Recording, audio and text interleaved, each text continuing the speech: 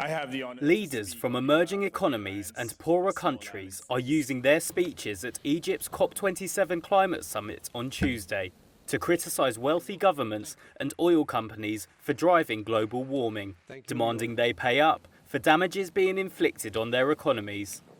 Prime Minister of the Bahamas, Philip Davis. The realities of war, economic headwinds, the hangover from the pandemic, and competition among world powers cannot be used as justification not to confront these imminent dangers.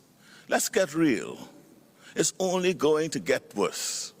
Small island states, by increasingly violent ocean storms and rising sea levels, called on oil companies to shell out some of their huge recent profits, while developing African states called for more international funds.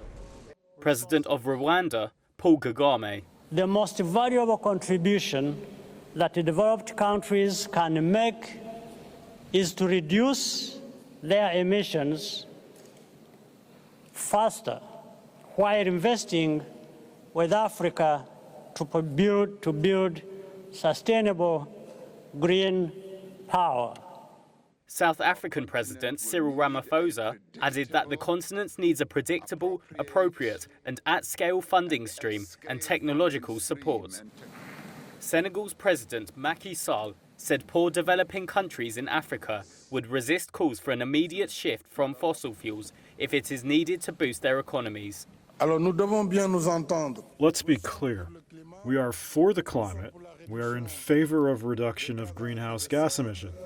But Africa cannot accept that our vital interests are undermined on the matter of the energy transition.